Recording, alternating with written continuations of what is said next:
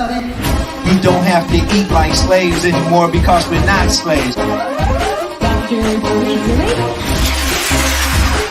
If you cannot control what you eat, then you cannot control what you feel. Eat your largest meals in the middle of the day, not the end of the day. What part the homeostasis plays, you're on your way to healing yourself. The homeostasis is the internal environment where your body is at its ultimate functionality for healing. Just keep in mind that everything that is happening to you is happening for you.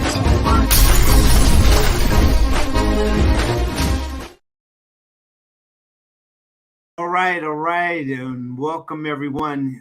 We're all excited about being here today, and we're going to be speaking about some of the things that we can do to adjust into this wonderful holiday season as we are getting a little head start. Okay, so we're going to really do some things today, or talk about some things today that's going to really make a big difference. Our topic today is the do's and don'ts of whole food plant-based eating. So what we want you to do, we want you to get your friends, get your family, somebody that you care about, have them come on to our wonderful presentation today and really, enjoy what we have for you laid out.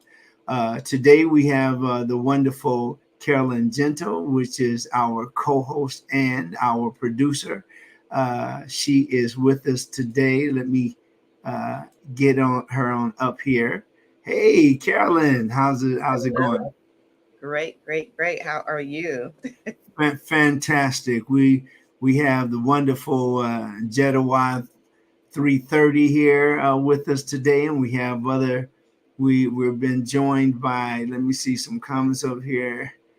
Yolanda is here. Thank you, Yolanda. Man, it's sure great to see you. She's all the way from Dearborn, Michigan this morning, so thank you for being here. And Jedediah, I think Jedediah is from Los Angeles. I'm not sure, but put up on the comments where you're from, because we'd definitely like to shout you out.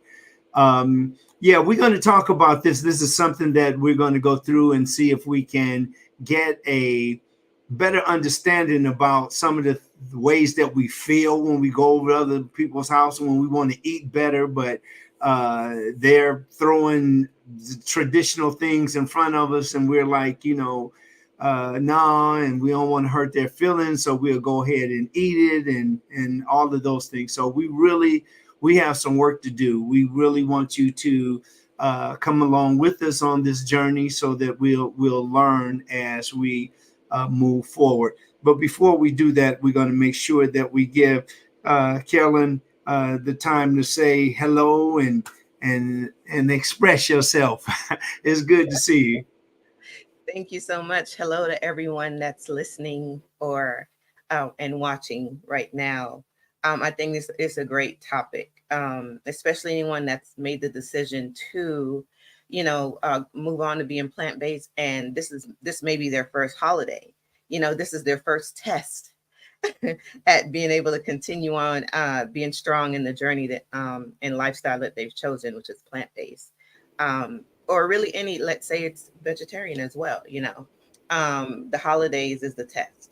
So absolutely. Thank you to everyone that is here today. Please share the live, share it out so we can have others be a part of the conversation as well. And I'm going to also be dropping the link in the chat.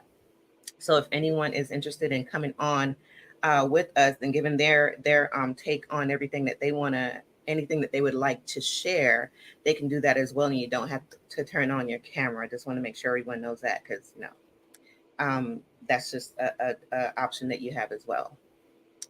Oh yes, Dr. Tariq, I'm excited about this. Oh, great. I'm glad that you're here as always. Thank you for being here. I know your schedule is definitely busy. And along with all of you that are here today, thank you so much. I'm going to get right into it because we got a lot of stuff to cover. But one of the things I want to mention right off, that if you have been paying attention to what's happening in our lives today, We have many things that are just constantly changing. There's a big shift that's going on. It's a shift that we have with people that are changing. The ways that they live are changing. You see people now, I'm talking about Black folks now, that are definitely shifting into another whole mindset when it comes to financial balance and management and literacy.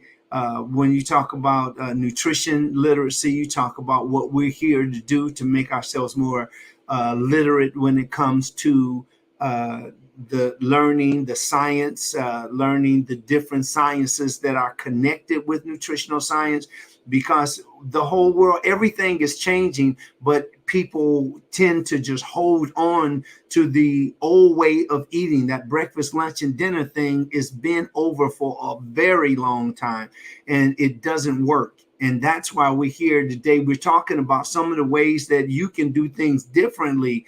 You don't have to do it just because everybody else is doing it. So we're going to talk about this. This is something we need to give attention to, because most people are so psyched out.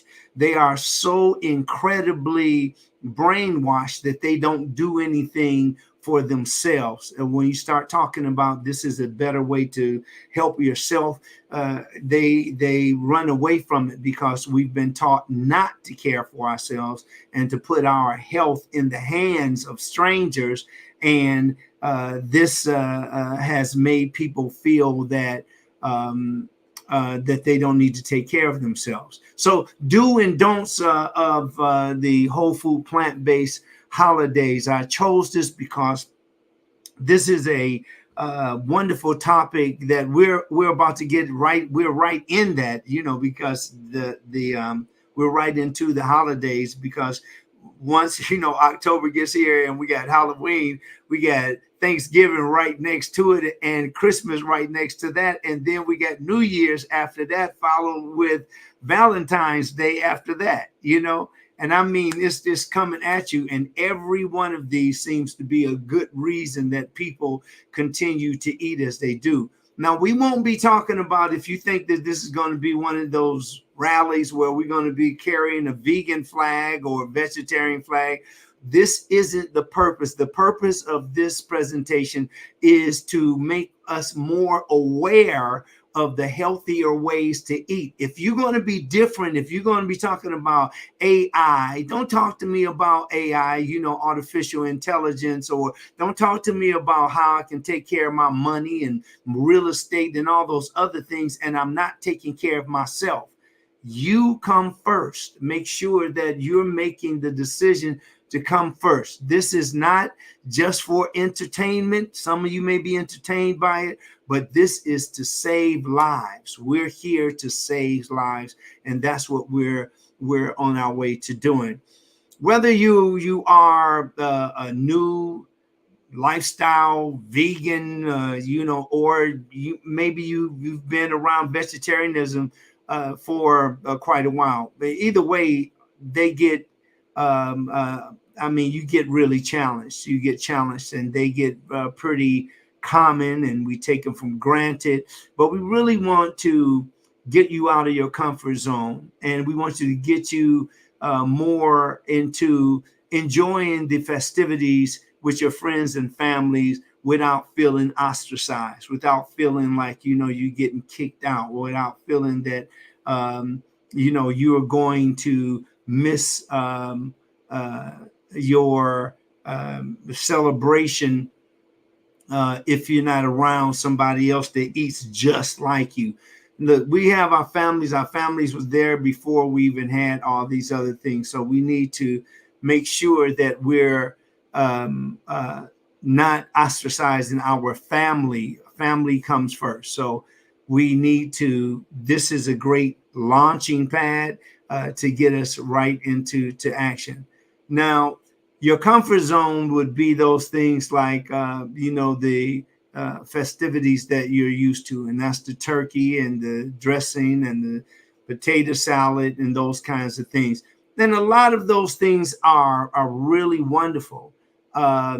but sometimes it's really hard. If you want to eat better, you got high blood pressure, or you got atherosclerosis, or you might have diabetes, type 2 diabetes, you might have type 1 diabetes, they might be cancer. All of these might be, some or none of these may be in your family. However, if we keep eating the way that we've eaten in the past, then we have the potential to raise the risk of illnesses and infection and death itself. So we want to change that.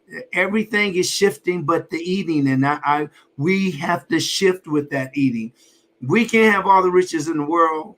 You can have everything that you ever wanted, but if you're not taking care of yourself with fitness and with the nutrition, the nutrients, and getting your rest and stuff, then you're going to find yourself raising that risk, adding more risk to the contraction of different diseases, and the way that you feel, the way that you perform. All of those things are right there in your face. But some of the things that we can do as we're out here in the holiday, getting right into it, is to, what do we do? Number one would be to prepare for questions. Okay. And some of the questions that are that we might ask, and let's go to Carolyn now. Maybe Carolyn, you have any? Let me see how I got here. Choose to remove. There we go. Okay. I wanted you to see if, like right offhand, can you think of any of the questions that people usually ask you? I know that you eat a whole food, plant-based diet. What are some of the questions that perhaps some of the people would, or family or someone would ask you, or do you have people approaching you with questions about eating? Well, I think the thing about it is, and my approach may have been a little bit wrong, but I would tell people that I am plant-based and I don't eat meat and I don't eat dairy. So, and when I say the approach is wrong, is because I tell them what I don't eat. So I guess that kind of brings on the question, well, then what do you eat? You know, because it's like, if you don't eat meat, you don't eat dairy, what do you eat? And that's when I start to tell them, you know, just the different things that are foods that are available to you. So the main question is really, what do you eat, since you don't eat meat or you don't eat dairy?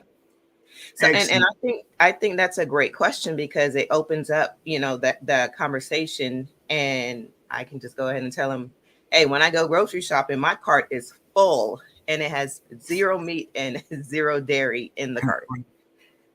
Yeah, I think, you know, that's where one of the things that we'll find out is that, you know, like some people actually think that the more soul food that they eat, the blacker they are. And it's like, you know, it's almost in a bragging way that they explain what's on their plate. But hog maws and chitlins and pork chops and all of those kinds of things that are unthinkable to some people that don't eat those kinds of foods. Many people, they take pride in eating those types of food. So we want to definitely make a difference in the way that we're, with the shifting of now Black people are thinking about, I need to own the business, not just work for the business. I need, instead of me waiting for somebody to write me a check, I want to be the check writer. These are different shifts that we see. We're seeing a lot of shifts in the way that people approach medicine and the way that medical professionals are approaching people. But we need to understand that if we don't take care of ourselves first, and if we don't see the importance in taking care of ourselves, I mean, none of this stuff really makes a difference. Before I go on, I want to say, hey, Lolo Smiles, Ada's in the house. Thank you for being here. Sky Ames Productions. We always love Sky Ames to be here, because this is one of our most wonderful supporters. So thank you very much for being here. And we want to definitely welcome everybody else. I'm Dr. Fareed Zarif. I am the nutritionist of bariatric.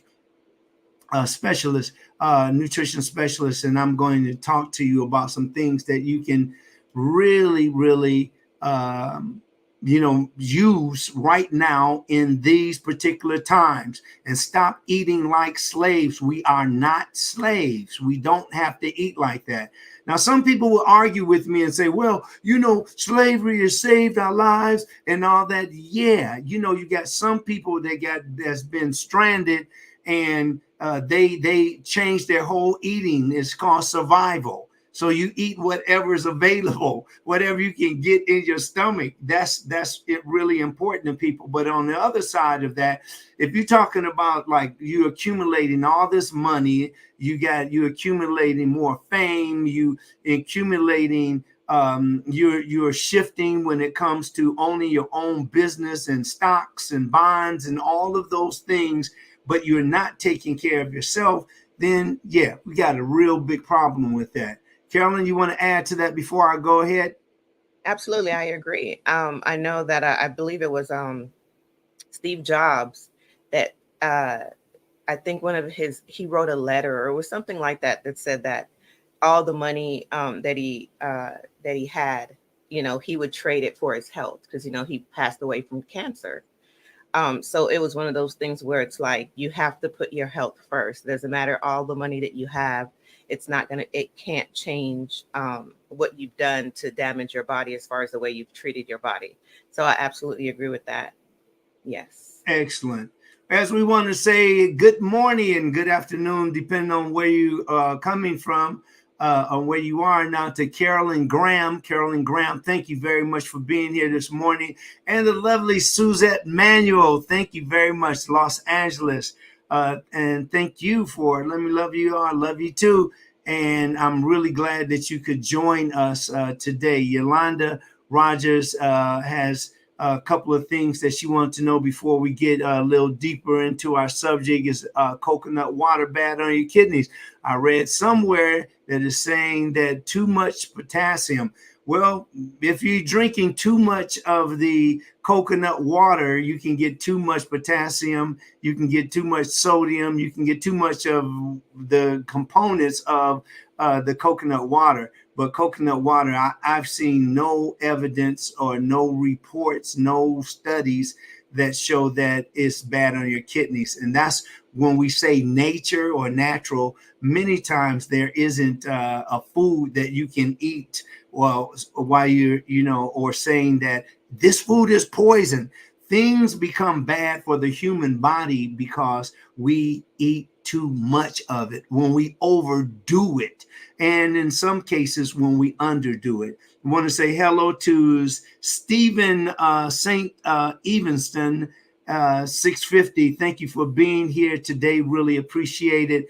Thank you, and definitely looking forward for you to get involved as we go. If you want to come up here on stage, just send us a little right there in your comments, and we'll bring you on up here, and you can speak just like us. And it's all a part of bringing you into the living room and you taking the seat and sharing your thoughts. So thank you so much, everybody, for being here. And all you wonderful brothers and sisters that are listening today. Remember, as we're speaking, it's not too late to invite somebody to come in and join us as we speak. The title today and what we're talking about, the do's and don'ts of whole food, plant-based holidays. And usually they start off with questions, and that's what we just entertained. Some of the questions, and these are in addition to the ones that Carolyn had just shared with us, would be, where do you get your protein? Now, everybody hears that. Where do you get your protein? They might ask about, where do you get your iron, your calcium, and why did you go vegan? Is it the way that you eat really? Is it humane? Or they'll ask, what are organic foods and free range and all of those things. So if you want to avoid yourself giving a whole lecture at somebody's dinner, what we're going to talk about are some of the ways that you can actually answer some of these questions. And one of the ways that I'll start off with, what are trans fats? Now, I get this a lot because these are the people that feel that they're very educated, and they'll ask me things like, what are trans fats? Why is it bad for me? Well, they'll also ask, how do you know that it's in a product? How do we know that it's there? Well, I know that that's 3 questions, by the way, and I know that that's a trifecta, not just one question. But I wanted to put all those together because they usually come in a trifecta. People ask those things back to back. So let's look at it.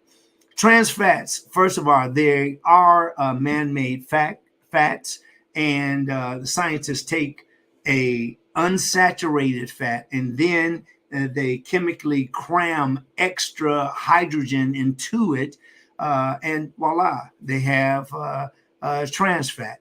And they do most of this for shelf life. When oil is changed or if it goes through a process or is refined, well, that's what happened. Now, refined is when you take a food and you don't only process it. Processing is actually just chopping it up and breaking it down mechanically, just like our bodies do.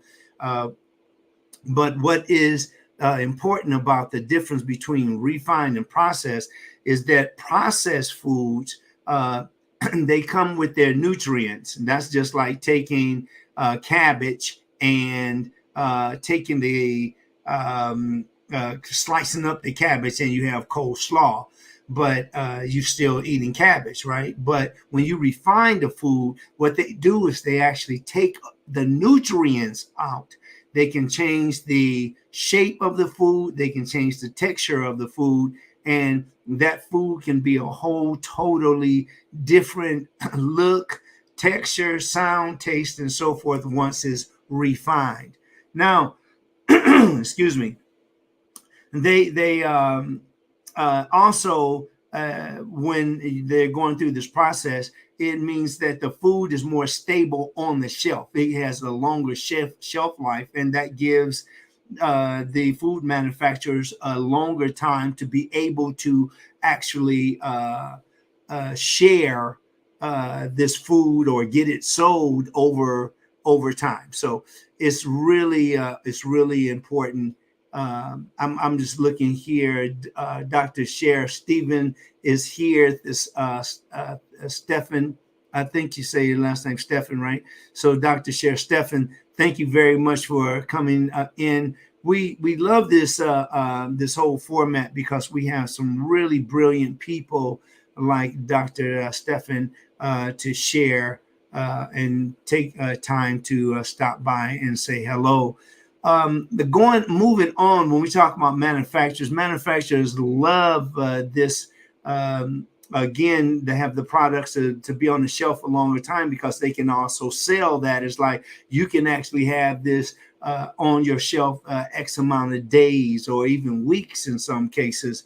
The problem is that our bodies don't have the pathways to break down and process this artificial fat. That means that it just gets dumped into our arteries because our bodies have no idea how to process it.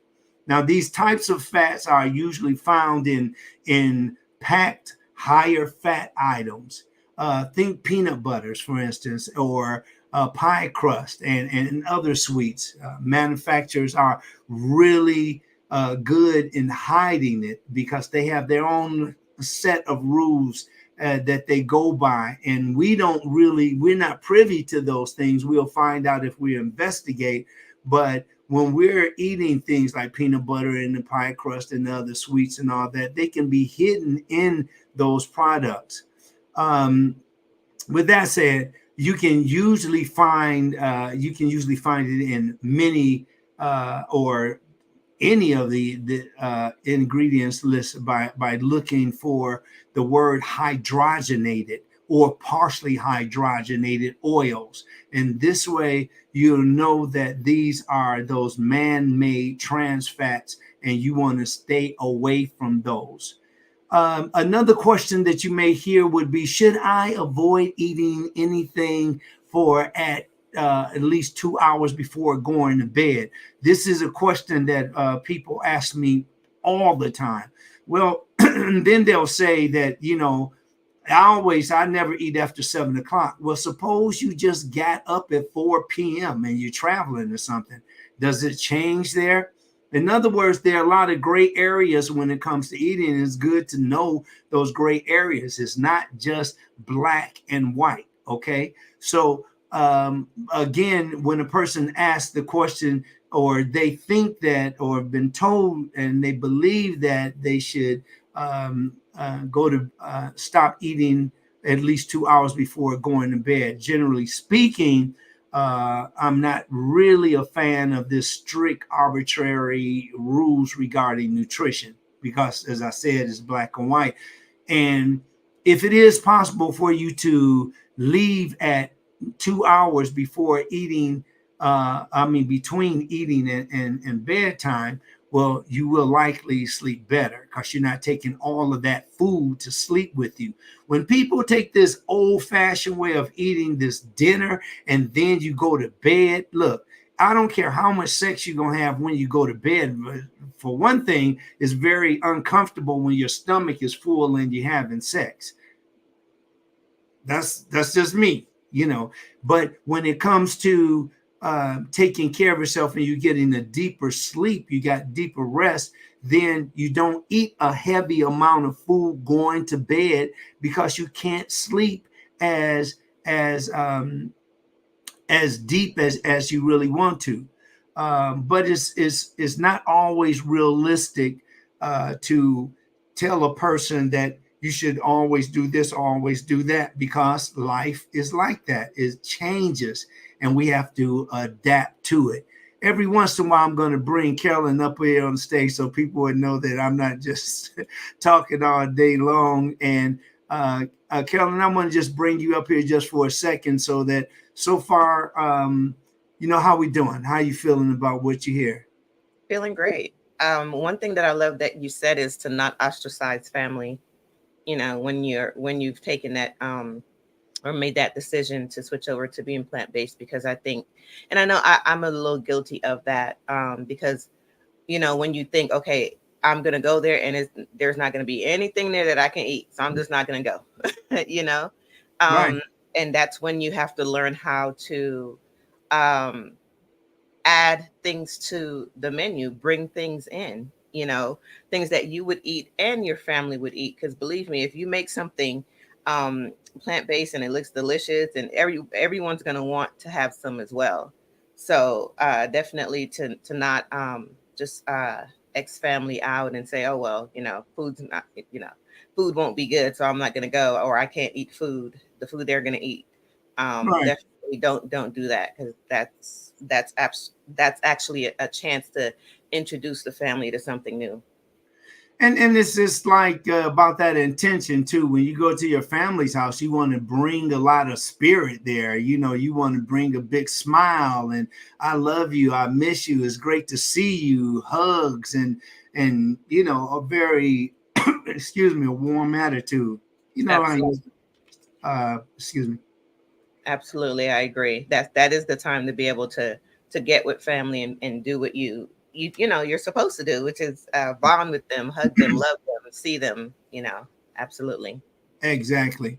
So, getting back to the point where people overeat at night, for example, like some people that work late shifts and they're hungry when they get home, but they still, they want to get right to sleep because they got to get up early in the morning. Sometimes that's a situation where a person, I'm just going to go to bed hungry, because going to bed with a empty stomach isn't going to help you sleep better either. You're going to be distracted. You might have cramping, or you might want to eat some, you might not have that much control in the amount of food that you eat and the correct type of food that you should be eating at that time of night.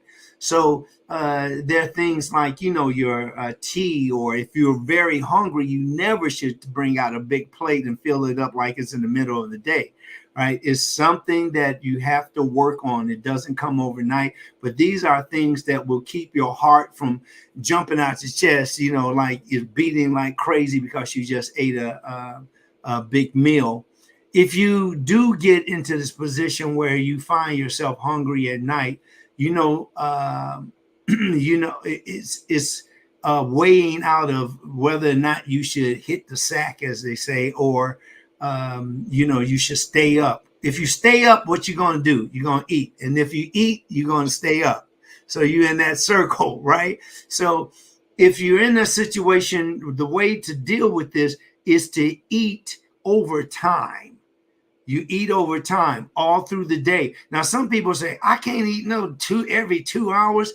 You better be lucky you can even think about that idea and have some food there, because you have many people around the world that are suffering from starvation and they don't get that choice. Ooh, every two.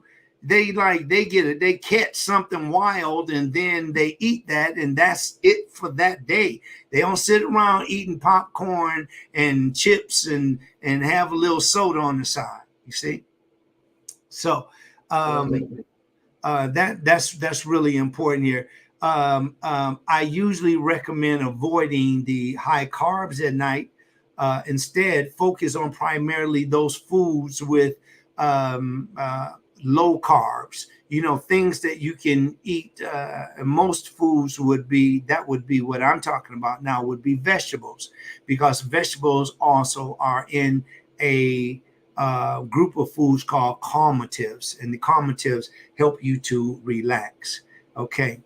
For some reason I get feels like, something's in the air. Okay. All right. We'll deal with that. Okay. So let's move along here. I wanted to say hello to Plantastic Beginners. Thank you for being here. Plantastic Beginners. Really happy to see that you are here with us today. Is it better? Another question is that, is it better if I eat every 2 to 3 hours? And I say that if you can make that happen, do that. There's no hard rules here. I mean, this is all about a balanced eating, having something to eat as you go through the day. Now, some people will say, what? Eating every 2 hours? Well, it's not about the every 2 hours, the frequency. It's about the portion that you eat. Every time you eat, meals do not have to be an event. The big plate and 2 and 3 glasses and all of that kind of thing. It's really about a small amount of food. Remember, food is very important. As we eat it, it's broken down and then it's converted to fuel, and that fuel provides us energy. Okay, that's what's going on in a constant day by day situation. This should be what is observed to avoid other things like overeating. The reason that right now we have a pandemic, when especially in the Black community, with overeating, being overweight. Why do we do that? Because exactly what we're talking about. We wait too long and then we eat too much. We eat too much because we waited too long. So if you eat every 2 hours, that won't even allow you to be hungry. But if you eat that one giant meal, there's so many downsides to it. So many downsides. And we're going to talk about those. Excuse me. My voice is still waking up. For those of you that know what I'm talking about, it's and I was in the studio all night singing. So I got a combination of things that, I'm not complaining. I'm just explaining. Let's move on to the next thing. There is a question in the chat. I don't know if you would like to. Let's take it.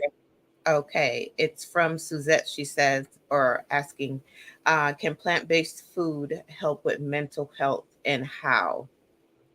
Yeah, like plant-based food, Suzette, can help with mental health, because foods do affect your moods. Remember, we did a whole presentation on that on Clubhouse. You remember that? I'm talking to you. Oh, can you hear me, Carolyn? Oh, yes. I don't know why I thought you were Yeah. asking Suzette. So, we did a whole thing on moods did, and yes. food. And yes, you can actually, there are foods that you can eat. It's things that you can eat. Oh, I see you over here, Saint Evenson. I'm going to come back to you, Saint Evenson 650. I got you. Yeah, you can definitely have the foods like you have carnivores. Carnivores would be some of the grains that we eat, even oatmeal, bananas. There are carnivores. There's also antispasmodics that help you to relax more. There are other foods that give you a lot of energy, like stuff that give you almost instant energy, like blackberries and mulberries and red raspberries and so forth. All of those are foods that can give you instant energy. Pineapple. Then you have other foods that make you feel more quicker in thought. You have herbs that's a part of that group. There's herbs that will help you to feel more energetic or to last longer. So yes, in this way, this helps us to reduce the risk of depression and to reduce the risk of the anxiety and reduce the risk of binging and anorexia nervosa.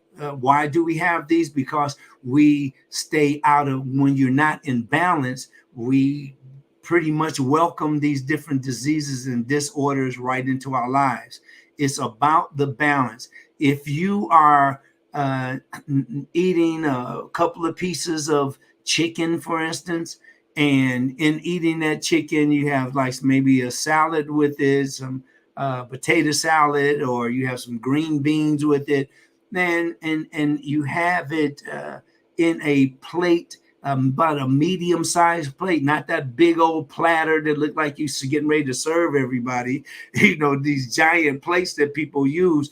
Well, you don't have to do that, and that will help you to have a balanced eating. Most people, when it comes to eating, they're so used to eating these large plates of food that they can't. It's very hard for them to get used to eating a small plate. But if you do it repetitiously, you'll find that it'll become easier and easier. So Suzette, there you go. Yes, it does make a huge difference. You can feel the difference, and you can tell by your behavior that there are certain foods that are ones that give you that light feeling, that feeling with a lot of energy, and you have other foods that will not do the same thing. Here's another wonderful. This is from Saint Evanson or Evenson 650. When is the last meal? At 6 p.m. Well, the last meal, everybody, is this is a great question because it depends on what time you get up. If you get up at 7 a.m., that means your cutoff time, we allow half a day for eating. The first half a day is 12 hours. The second part of the day is for resting. When you don't have this kind of, let me see if I can pull this up for you and then I'll share it with you. Let me see. And okay, I found what I'm looking for, but I want to be able to show you exactly what I'm talking about here. Let me see if I reduce this. It's taking this time coming up.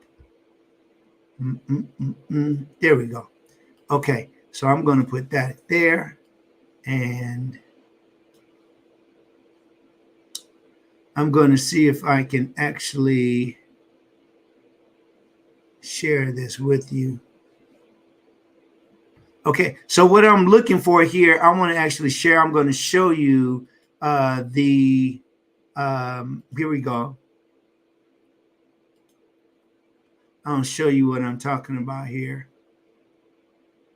It's just waiting for it to come to tap share.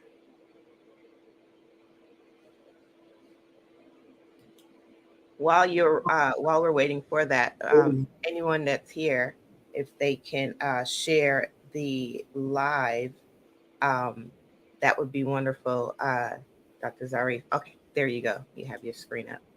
Okay. I just wanted to get that in there while we're waiting. By all means. Everybody, like here, when you see, I know on Instagram you can't see it, but I'll explain it the best I can. When you see here on the left side, we have like or you can also join us on YouTube live, and you'll see it, and Facebook live.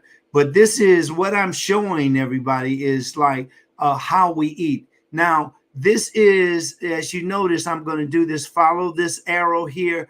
First hour all the way over to the 12th hour. That's what I was just telling you about. Now, right now, we don't have a rhyme or reason when to eat, or we haven't learned that. And when we do have these different fly-by-night, diets, they just work for a minute, they're temporary, and then right back to the same thing. Here is this way you're eating according to your circadian rhythm, the time that you get up. Now, I'm going to go through this kind of rapidly, so pay attention, give me your undivided attention, and you'll get it. So the first hour, this is when you eat predominantly the smoothie. If you're just starting off, preferably the whole fruit itself. And when it's cold, like it's starting to get cold now, winter is here, then what we do is we eat some of the warm cereals. Now, some warm cereal is very important. You don't have to eat a large amount of it, but about 3 servings at the max is enough for the warm cereals. Those servings, and remember, just simply get a serving spoon, and that will give you an idea of what a serving is per when you're serving yourself. Then the third hour and the 5th hour are the same thing. This is where you eat more fruit and protein. Protein is best in the morning because it is the harder food to break down. The molecule is much larger than the carbohydrate molecule. So we want to eat the food that we can convert, and we have time. We have the rest of the day to break that protein molecule down. Right here at the top of the middle of the day is called the largest meal. Stop eating your largest meal at the end of the day. It makes no sense taking all of that food to bed with you. And what you're going to do is your heart is going to pump up. Your brain waves are going to reflect you being up or jogging or moving or doing a lot of physical things while you could be resting. That's what it's about. You have to get rest. People cannot live without sleeping. You have to sleep. There are no exceptions there. And when you do have a person that doesn't go to sleep, it really affects their health drastically. So at that large meal right in the middle of the day, and then after that, the largest meal is at the middle of the day. That means about 6 hours after you've gotten up out of bed, right? And that's your dinner in the middle of your day. I really want to emphasize that.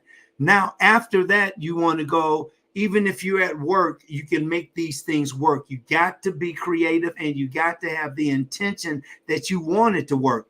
Anybody can talk themselves out of eating correctly or eating healthier food simply because we've been doing years and years of damaging ourselves. So today we stop that. Okay. So after your largest meal, there's 3 hours that you wait before you eat this time. Why? Because you just ate the largest meal of the day. Makes sense? So eating that largest meal of the day, we suggest, when I say myself and other those that have done the study with me, this is when you actually have like a snack, and the snack should be just light. And back to the vegetables, a salad. It can be some whole wheat toast, or it can be even here you can have a small bowl of hot cereal, because again, that's a calmative, and your vegetables. But you don't want to have, when you're getting ready to go to sleep, you don't want to pack on chicken and turkey and goat and deer and all that other stuff that people eat, because it actually interferes with your healing process, which you get through eating. Also, the parasympathetic nervous system cannot work in its entirety when you're eating huge amounts of food. Your smallest meal is at the end of the day. So if you get up at 6, and I'm going back to for St. Evenson 650, I'm doing this so that you'll see exactly what I'm talking about. 6 a.m. if you eat. Now at the end of that day, getting up at 6 a.m., your cutoff time will be 6 p.m. So you eat your last meal, or that small meal, between 5 p.m. and 6 p.m. So everybody got it? If you want to get more information and you want to get this chart, just go to drsarif.com, and we have a chart on there for you. And if you have any problems with that, just drop us an email, and we'll definitely send you this chart. It is free, and this will help you to eat in the ways that are very, very suitable for the kind of lifestyle that we face on a daily basis. Okay, so let's go ahead from here. I wanted to, and I really want that to work for everybody, because once we get the idea of how we eat, like for one, I don't know if Yolanda is still here, but this sister, I have seen her take herself from one condition in her having, she was, I won't tell that unless she wants to tell how many pounds she was overweight, but she was overweight. And the being overweight, she really worked hard to change that weight. And she continued to work on that, and she brought it down. She ate according to what we're talking about right now, which is easy, eating small amounts of food during every 2 hours. Every 2 hours, just a small amount, not piling all that food in one place. Another wonderful woman is the same thing. We have, you will see D Coates, and that's Diva D. Diva D is an incredible, another testimonial for people that have been overweight, and the stuff works. The stuff works. Then when I say the stuff works, I mean what I just went over with you about your circadian rhythm. This is the wonderful and the only schedule as far as ingestion that I know of. And it's really super, super important that you take time to take care of yourself when it comes to eating in this way, because this really helps take care of you. I also want to say a happy birthday, everybody. Guess what? We have a happy birthday in the house, and that's Mom Kurosaki. Juanita Kurosaki today is 90 years old. 90 years old, 90 years young, because she's still as young as ever. And today, November the 11th, this is her birthday. So everybody, please say happy birthday to her. Send that in your comments. Really appreciate it. That's my mom's, and she is definitely the most beautiful woman that not only with me, but all the other grandchildren and her children and loved ones. We're going to see you later on today, Mom, and I'm sure that's going to be really, really great. We are talking about things that work, everybody, not things that we think that works, or we're making up something just to, I guess, to get you to agree with us. But when it comes to the understanding of the way that we eat, this is super important. And I think that as we get more and more information about the way that we eat, I think that we will eat better. We'll make better choices in the way that we eat, because it's simple as this. If you are eating the types of food that are giving you more nutrients, then that means that you're going to have more nutrients to build. That's going to have more nutrients to repair. You're going to have more nutrients that will give you more energy. All right. Can we agree on that? So if we can agree on that, that means that we need to definitely make better choices.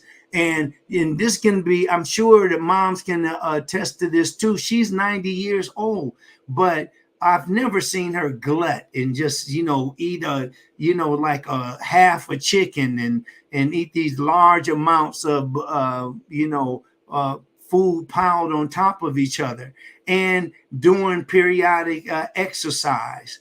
And all of those things are a part of her long life. And being around family, that is so important, because when you talk to your family, even when you talk to your family about issues that life brings along, but if you see the children grow up and they're dancing together, you're singing songs and you're laughing with your other brothers and sisters, and you see your cousins, all of that is a sign of a healthy person.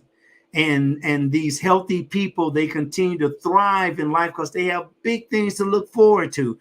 If you don't have that family, then that is a huge part that's missing. Now, if you're saying, well, everybody's dead in my family, or I don't know my family. Now, I'm not talking about the family that you're just related to by blood. I'm talking about the family that you're related to by behavior.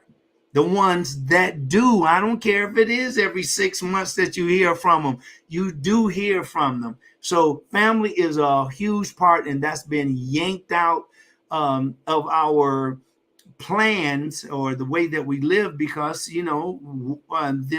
this has been something that has been commonplace when it comes to the Black family, and we can do things to make these repairs that will help us tremendously. Now, is another question that came up is going vegan healthier. And I say personally, and I have a lot of vegan friends, but I also I don't eat meat. And I can do things that are vegan like I love animals. I don't have any animals, but I love animals and other sentient beings, right? But I know that I don't have enough time. I'm on the move all the time, and taking care of anything but me right now is the thing that I concentrate on. And plus, I don't want an animal to stay at home all day, 9 hours, 10 hours, 12 hours, 16 hours, and every day. That seems like I'm buying, getting a pet just to punish it. So yeah, that's me. Enough of that. Anyway, when it comes to being a vegan, and people are asking, is it healthier? I say not necessarily. And the reason I say not necessarily, that I don't recommend veganism for some health reasons. Now, if a person is anorexic, they're not eating, they're restricting, then I don't think veganism is the right thing for them to. I don't think that is a choice that is going to be very helpful.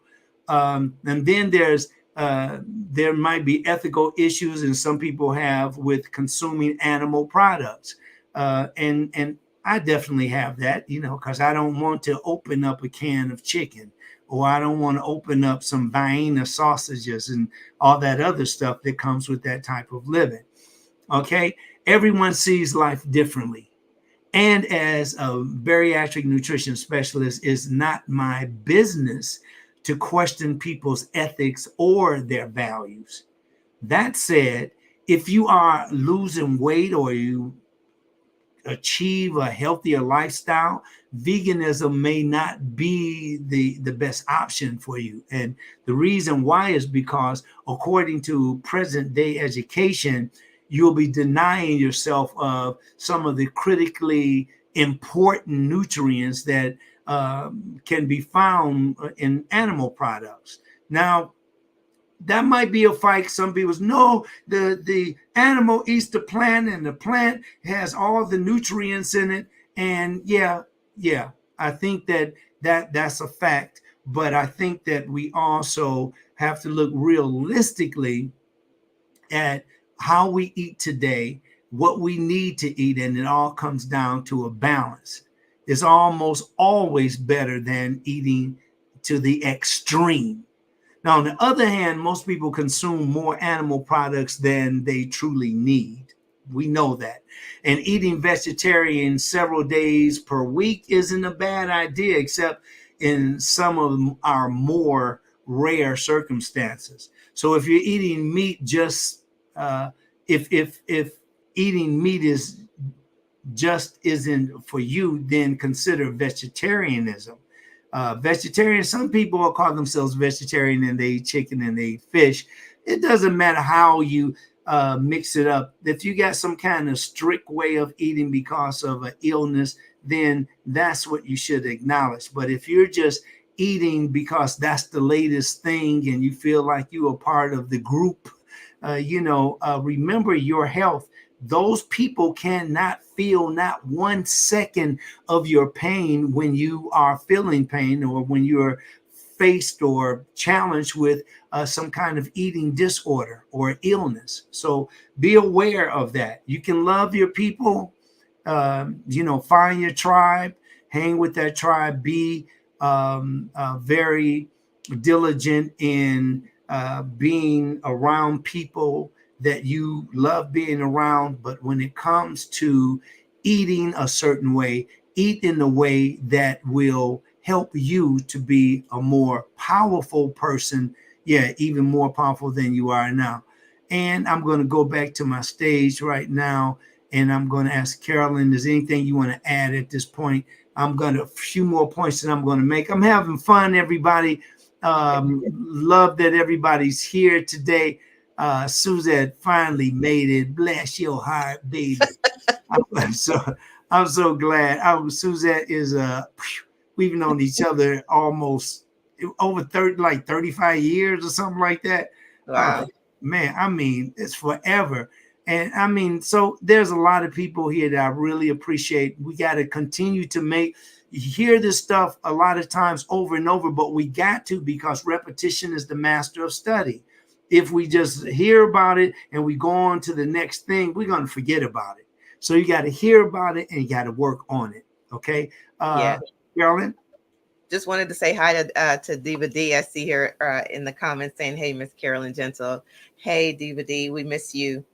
Come and join us on stage. I know it's a little bit different, but we love to have you here on stage, giving your testimony and the things that you've done to just, live a healthier life. And Dr. Zarif, you mentioned, you said, I do vegan-like things or vegan things. And I chuckled at that because people at work, they would ask me if I'm vegan. And I said, no, I'm not vegan, but I eat like one, So, and I know when you say vegan, I say I'm plant-based because that's the category that I feel that I fit in. When you say vegan, there's a lot more that comes with vegan. And some people don't understand that. It's not just the way you eat, but it's also the clothes you wear, activities you may do. So that's where I just make sure I explain the difference between veganism and then being plant-based. So I just chuckled at what you said because I'm like, yeah, I tend to do that same thing too.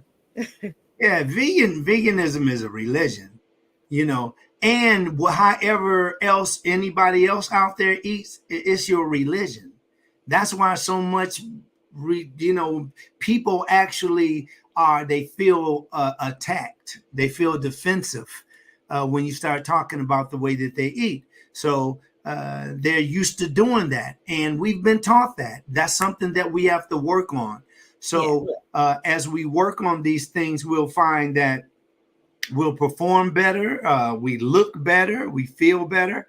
And these are some very important things. I remember when you were first getting started on your whole food plant-based journey, and nothing but good news. I remember just talking to you on several occasions where you were talking about, God, I feel better, exercise more, you increase your discipline, look at that radiant skin, I mean, it's just all together a better way to eat. I'm going to go back to some of the things that, one of the things I want to talk about is like another question. We're still on these questions, and another question would be asked would be, is eating breakfast really important? And even if you don't feel like you're hungry, like some people, I don't eat breakfast, I'm not that kind of person, and that whole story. But check this out. This is one thing. This is really very important, that I would say yes here. It is the most important meal that you can eat during your day, because when you skip a meal, you're expecting your body to function with no fuel in your system. Just think about that. When you skip breakfast, you're getting up and say, I don't need anything, and I'm not hungry, so I'm not going to eat. People like that, they're eating because they're hungry. Now, if you're hungry, that means that you waited past the time of eating. But what is dangerous is if you're starving. Now, that's a whole different thing. We don't want you to go through that. And we'll talk about that later. Right now, to avoid yourself being hungry, not starving, being hungry, you don't want to wait until you get hungry. You want to make sure that you're eating so that you won't become hungry. Okay, so this is really, really important. If eating a morning meal is difficult for you, I recommend that you start by just eating the liquid calories, for instance, like in a smoothie or instant breakfast drink, or even those people that are vegetarians, if you're eating yogurt, but you can eat something there, and you have to start where you are. Start where you are. Don't pressure yourself to eat any differently. Okay, I'm gonna go ahead and move to the next one. A couple of more, and then we're gonna let you get out into this beautiful day, everybody. I know I have a really busy day today, and I'm sure you do too. So again, thank you as we continue moving on.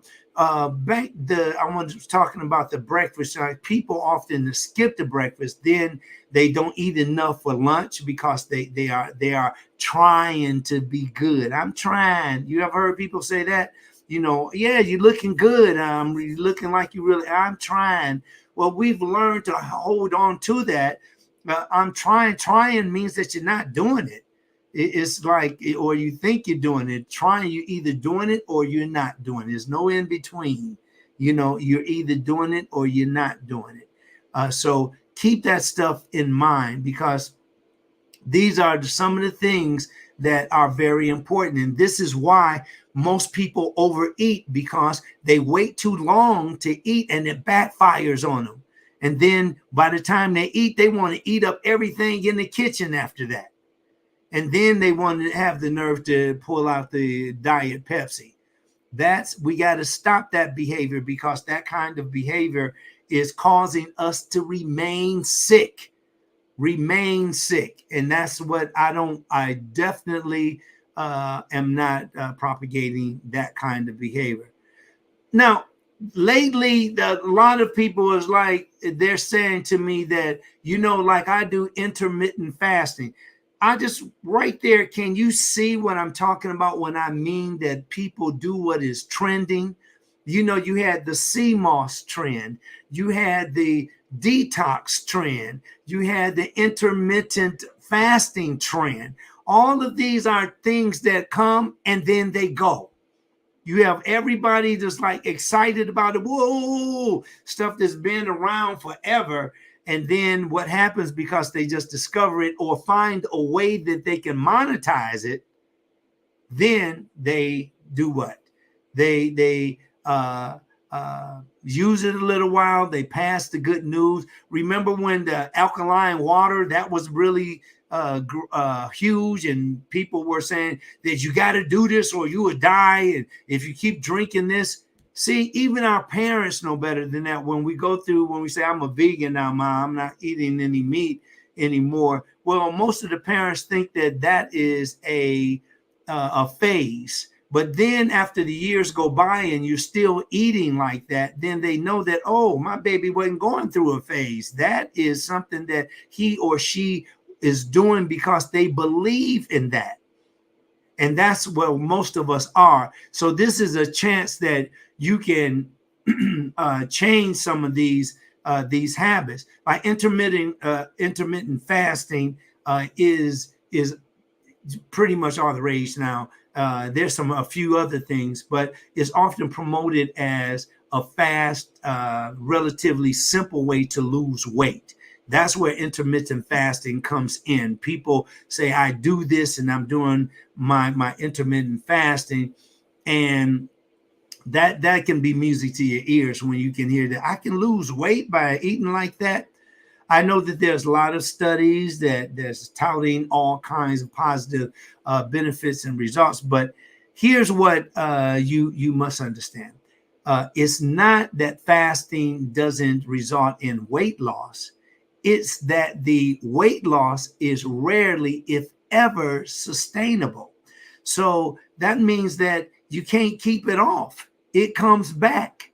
It's your eating habits will definitely show you that they're working temporarily, but it comes back, and you usually, in most cases, cannot maintain that.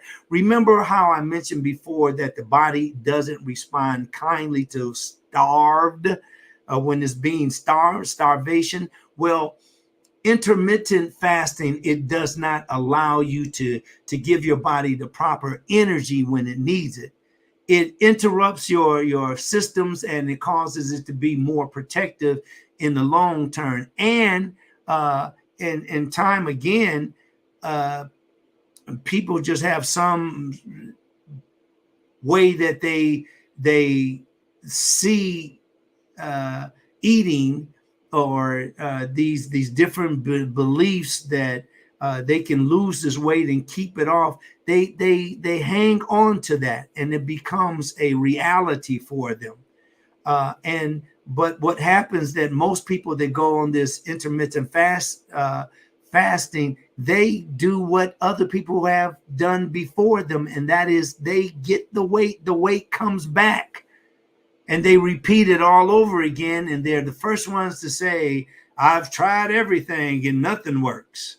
Well, guess what? You're going about it the wrong way. Over the last few years, I've worked with many clients who have developed some health problems, and they've also developed some performance issues. And one of the common denominators is intermittent fasting. So you see, it's not just starving your body from calories. It's starving your body from energy. Even if you or your body is begging you to do it, like you craving for something, any type of eating system that encourages you to ignore your own body cues is a bad idea. Keep that in mind. You don't, these are things that are gimmicks, and besides, the intermittent fasting, just like the keto diet, which I don't think we went on. Keto diet was originally developed for children, for instance. And these children had unretractable epilepsy that didn't respond to any other treatment method. And they created, the scientists put together a ketosis diet. And then ketosis, this is when your body starts to use fat for energy instead of carbohydrates for energy. Anyway, it's dangerous. And it was dangerous that it was so dangerous that they end up hospitalizing the children for monitoring when they were first put on the keto diet. It was not intended ever for weight management or weight loss management. So the same thing for other colonics and kalimas, and all those things have a place. But a lot of the things that we know of today, they were actually discovered by exploring other challenges. So other things that you can keep in mind that people they asked about, are carbs bad for me? And I would say, number one, eat carbs when your body needs the energy. Like if you're jogging, you're going to work long that day, you want to keep a balance. You want you don't want your overworking your heart, or you don't want to be overly anxious, like an anxiety. And two, that it is best to get your carbs from less processed sources. Yes, you can eat bread, and you can eat rice, you can eat pasta, you can eat potatoes, and you can also eat fruit. And all of these foods are, I really like all these foods. Just have more whole grains and more whole fruits, and eat them sooner in the day when your body needs the fuel. When you eat these foods at night, you take all of this energy to bed with you, and you end up 40, 50 pounds overweight or more. And now we got that vicious circle. So what I am telling you is something that you can start using today. Just have more whole grains, more whole fruit, and you even want to eat the foods that are in their whole form, like an apple, not apple juice, like an orange, not orange juice, like in all these other things that we just drink instead. Like some people, I have smoothies every day, 3 or 4 of them, and they don't know that they are going to cause sugar problems, hyperglycemia, from eating so much sugar. So all of it has to have balance. Other things, as we get ready to get out of here, to make it better when you go to these holidays or holiday celebrations, what do you want to bring? A dish that everyone can enjoy. You think that is healthy, why not share it? And this will keep everybody from feeling that you're just over there to judge what they've presented. There's a lot of recipes for vegan pumpkin pies and gingerbread cakes and salted caramel maple nut clusters, all of that stuff. You don't have to stop living just because you start eating healthy foods. Other thing that you can do is you can offer to help to cook. And this way that you can help to prepare the side dishes and get involved with that whole celebration. Be enthusiastic and supportive about the little effort that people make. You know, when people say something like that we only eat chicken now, I don't eat nothing but chicken now, don't go and mess up the compliment. Don't mess up the person's efforts by saying something negative. Just say, hey, that's great, you know, and I'm sure that the cows will be happy to hear that. You know, if they're eating beef, or beef bacon or something like that, you compliment them. You know, don't run them away. Or just say, like, if they say, like, I don't eat bacon anymore. That's awesome. Good. These are steps that they're taking. And instead of saying that, did you know that the way that cheese is made is first they ferment it, and they could be in all this spooky stuff. No one wants to hear that. You turn them off. People are going to stop eating the way that they eat when they're ready to. But you can add to it some very, very positive energy to help them feel good about their small steps. Now, the other thing that you want to do is you don't turn your nose up at the turkey. If you're turning your nose up and you're turning the turkey down, you know what? It's a bad look. So what you want to do here is you simply just want to say, that looks really good. I'm sure you all going to enjoy that. That looks great. Let me get whatever it is that you're eating. Just say, that makes me want to eat more of my dressing or more of my whatever. You have some vegan foods there, but you don't want to look down on what they're doing to help appease the whole atmosphere. Remember, joy, hugs, kiss, I love you. Hey, cuz, hey, sis, hey, brother, that's what it's all about. Getting it? Okay, so vegan talk is a no-no. You don't get on around the table and start talking about what is the opposite of what people are eating. You just don't do that. If they're eating some Wichita donkey, or if they're eating some Nebraska goat or some whatever they're eating, you want to make sure. I see you, Carolyn.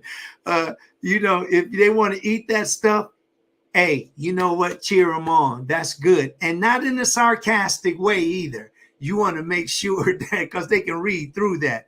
So make sure that you say, great. That's a wonderful thing that you're doing.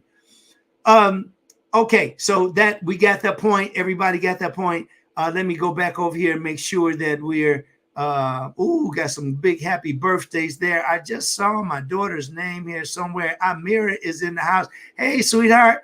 Thank you very much. I'm glad that you're enjoying it. Yeah, people do fall off, and they fall off because they haven't committed to it. A lot of people fall off because they haven't committed to it. So glad to see Diva D here. Also, I'm always happier when I see my sweetheart Amira. She is the love of my life. I'm okay. All right. Back to the doctor stuff. All right. We when we look at the situations when the people are eating a lot of meat and you are a person that doesn't eat meat, remember again, as long as you're not hurting someone's feelings, that's the best way to go. Be kind, have a very sweet approach to it, and enjoy yourself. Some people, they're not going to stop eating just because you're not eating, but they don't want to be uncomfortable either. Some of the meat alternatives, I want you to know about this before we go. The meat alternatives that we can keep in mind. This is like people that are on diets that are they are eating animals, or some people don't eat animals because they're concerned with the environment or they're concerned with health issues. Everybody got different things. All of the well-known supermarkets now offer a wide range of plant-based burgers, sausages, and other meat substitutes. So you can get them in your just a regular grocery market now. It's no like, I had to go to the health food store. Pretty soon maybe that's going to be a whole thing. The health food store, when you hear that, it's kind of old, isn't it? I got to go to the health food store. If that's the health food store, what's the other stores? Those other stores are commercial food stores, the ones that will sell a mixture of foods, like the foods that are organic and, for instance, the ones that aren't. But there's also legumes, there's vegetables, cereals, and other ingredients.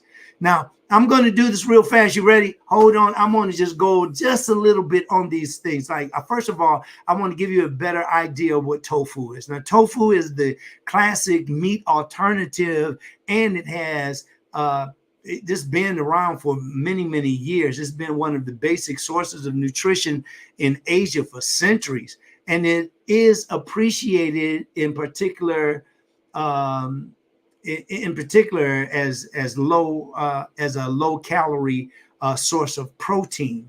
And this is what many vegetarians and vegans eat. The tofu is versatile and it's easy to absorb the aromas and the spices and the marinades.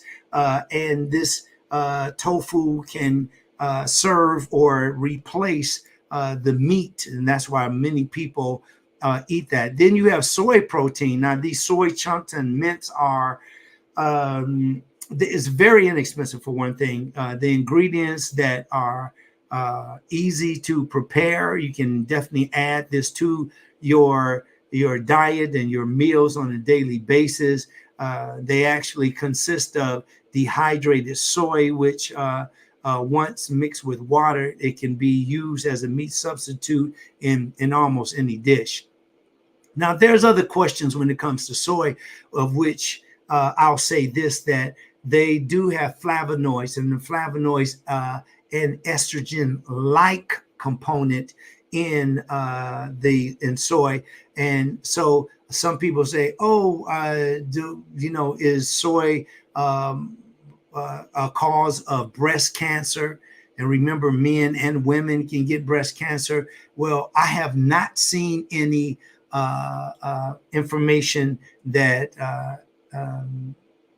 corroborates that particular statement, but I know that it is worth looking into. Many of the stories that we're told about some of the plant foods are not they're not proven. There's a lot of just hearsay that's been going around for years, and people do that because that's part of some of the propagation of other foods. There's another food, it's called tempeh. Tempeh is a traditional Indonesian food, and it's made from fermented soybeans also. So all of these are from soybeans, and people all over the world have been eating these for years on, containing 20% protein on average and is high in fiber content. Tempeh is the ideal food for a balanced diet. So learn how to use that. You can make patties with it. You can make salads with it. You can make stuffings with it. Check that out. And this might be one of the things that's on the table. And great. I'm really excited about that. The other thing is seitan. Now, seitan, some people call it Satan, and it's man, there's a lot of this stuff is just funny because it's like it just shows you how new it is and how we're just learning about some of this stuff, and that's why, because it's new.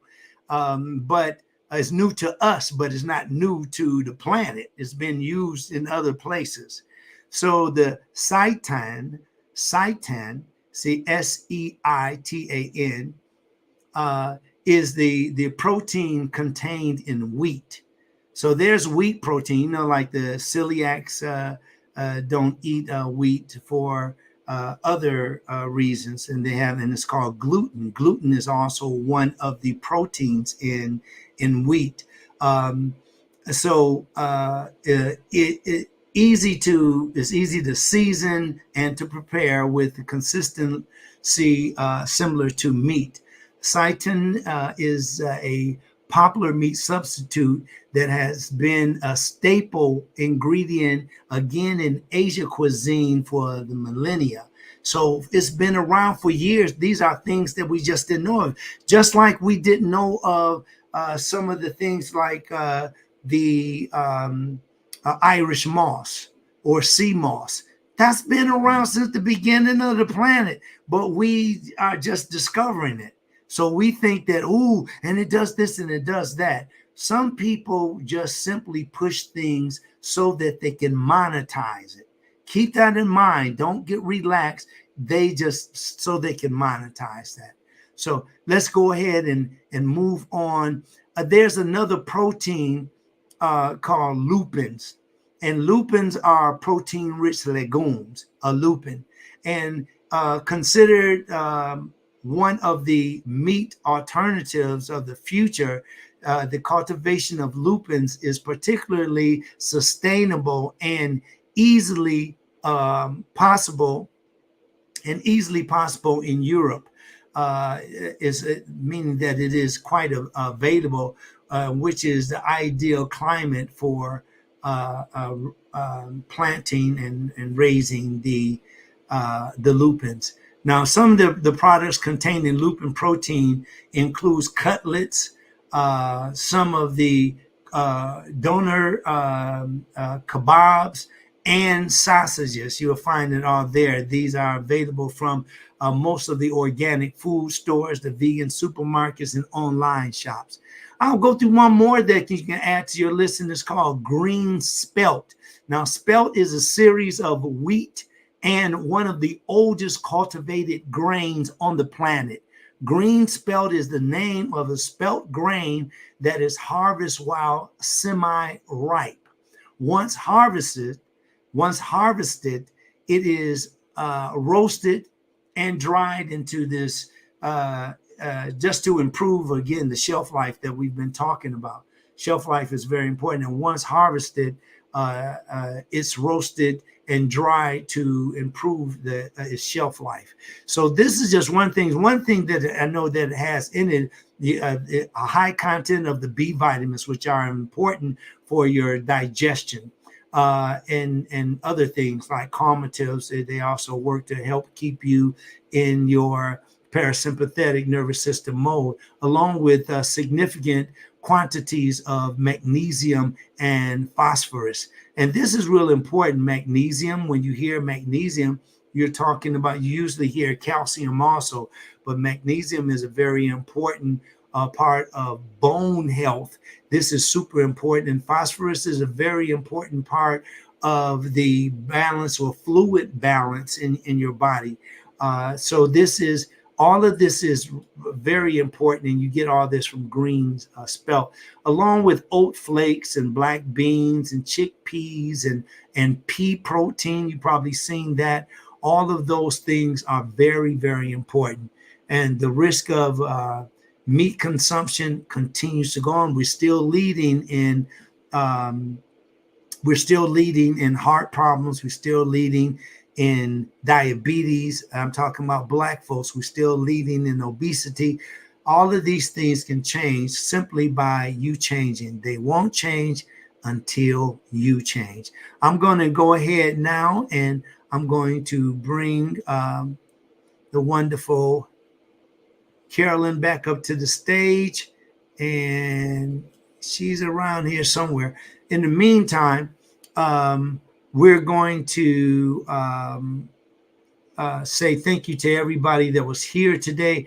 Happy birthday again, Juanita Karasaki, everybody, the most wonderful queen that you'll ever meet. Just an awesome, awesome, awesome, awesome sister. And I can't wait to give you a big hug. 90 years, if we should be so lucky. Oh my goodness, that is incredible. Thank you all for being here. Shout out again to Diva D. Diva D is also she is a actor. She's a teacher. She's a man. This sister does a lot of stuff. She stands up for the rights of and teaches us more about the human trafficking, and I mean just a whole lot of things that she does. A wonderful teacher. And we also have Suzette. Suzette is a wonderful teacher also, and she runs her own business. And we have Dr. Stefan is here, and she is a wonderful supporter. And thank you very much, everybody. Carolyn Graham, thank you for being here. And then we have Saint Evenson 650. Really appreciate you being here. Skyhain Productions, thank you for supporting us always. And we have more people that are that I want to thank. The Plantastic Beginners, thank you so much for being here. And we have Lolo Smiles 8, yeah, Jadwa 330, and everybody else that was here today. Really appreciate it. We'll be back next Saturday at 8 a.m. here at 8 a.m. and we'll be on the different. We'll be on here again, and we'll be on the different networks like the Instagram Live. We'll be on YouTube Live, and we'll also be on Facebook Live. And don't forget to visit drzarif.com There's some wonderful herbs there that you may that can really change the way that you feel and the way that you perform. These are just go and read about it. I have a lot of education there for you to read up on them so you'll know what you're getting. We really appreciate it. We got merch coming up real soon. Yay! And we're looking forward to that. Yolanda Rogers, I got to give special thanks to her. She's always incredible. Thank you, everybody. And I don't know. I think we having some technical difficulties with we having some technical difficulties with Carolyn, her connection, but I'm sure. Oh, here she is. All right, very good. So Carolyn, that's okay. It's not your fault. Really appreciate it. Go ahead and give us some closing remarks. Just glad you came right in time. Absolutely. I mean, well, great information. You know, I think it's very helpful for anyone that, like I mentioned earlier, that this may be their first Thanksgiving and they made that choice to go plant-based because it's now like, uh-oh, what do I do? Like we mentioned before, don't cut your family off, you know, go ahead and make something, take it there, something that you can eat and also have the family enjoy that meal as well. It was funny when you said don't turn your nose up at the turkey, because I can understand that. You don't want to turn your nose up at any of the foods that your family has, you know, just because it kind of makes them feel uncomfortable. So just great information. Thank you. And thank you for dealing with my tech issues. I appreciate it. Oh, we're glad you're here. And we got a lot taken care of today. I think I did a summary of those things instead of doing a formal summary. I'm just going to say, just keep in mind that we didn't learn stuff overnight, and be kind to people that are taking these small steps. You don't want to even bring up do your best not to even get into all of this, you know, talking about, you know, what you should have eaten and this isn't good for you and you know, this will kill you and all that kind of language, because it really turns people off. And you can actually be healthy and bring something healthy to the holiday. Bring something that everybody can share. There's different ways that you can do that. So make sure that you're doing those kind of things. And just because somebody doesn't agree with you doesn't mean that you have to ostracize them. You know, some people, if you don't agree with them, they just snap you right out their life. And it's like, I'm not talking to her anymore because she doesn't say yes to my stuff, or he doesn't agree. That's just immature. That's we need to grow beyond that. So I want to thank you all for being here. We are definitely making a shift, Black people. And in order for us to make a shift together, in order for us to make a shift where we are loving our families, where we are doing things to make sure that there is generational wealth and generational health, we got to make better decisions. So thank you so much, one and all. All of this, again, this will be available to you on Facebook. It'll be available to you on Instagram and available to you on YouTube. So we got a lot of work to do. We're here to save lives. Keep in mind that what you saw here today wasn't just for us to talk. This was here because we want to educate ourselves so that we'll become more literate when it comes to nutrition and the sciences that are associated with it. Thank you very much, everybody. Thank you, Carolyn. Have a beautiful rest of your weekend, and we'll see you all next weekend right here on The Mind of Nature. I'm Dr. Zarif, the nutritionist, and we have Carolyn. Thank you so much. Thank you, everyone, for joining us. Don't forget to subscribe. That's right. Peace, everybody.